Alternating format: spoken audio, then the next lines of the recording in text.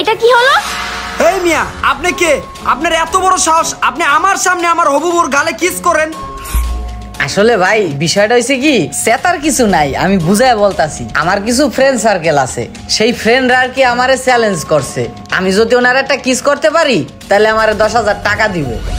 তো ওই 5,000 আপনি রেখে দিয়েন, কোনো সমস্যা নাই। চিন্তা করে দেখেন ভাই, 5,000 টাকা নেবেন নাকি ছোট্ট একটা বিষয় নিয়ে আমার সাথে ঝামেলা করবেন?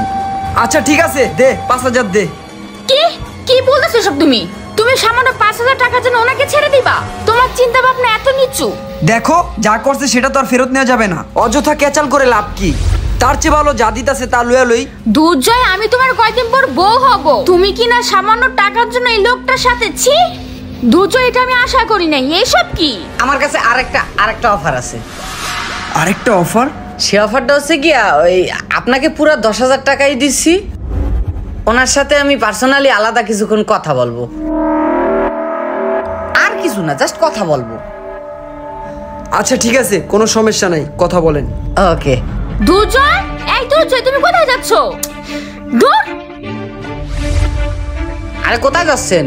এ শোনেন, এক্সকিউজ মি, আরে খারান আপু, আরে দাঁড়ান না। কি সমস্যা আপনার? আপনি আমার পিছে পিছে কেন আসতেছেন?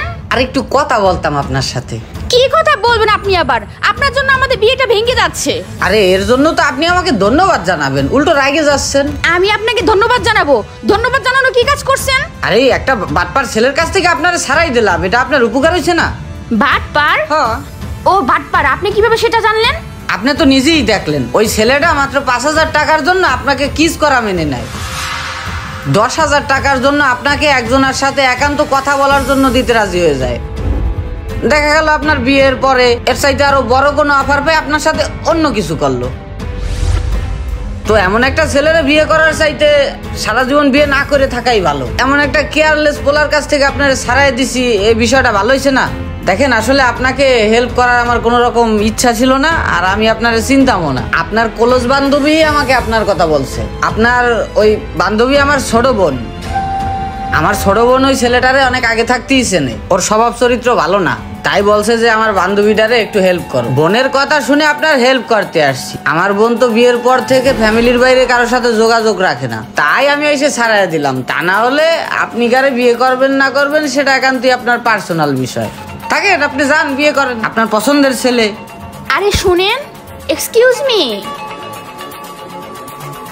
বিয়ে শাদীর মতো সিরিয়াস ডিসিশন নেওয়ার আগে যাকে বিয়ে করতেছেন তাকে একটু খোঁচাখুচি করে জেনে নেন যে সে আসলে কেমন, তা না হলে আপনার জীবনে নেমে আসতে পারে কইলাম না থাক।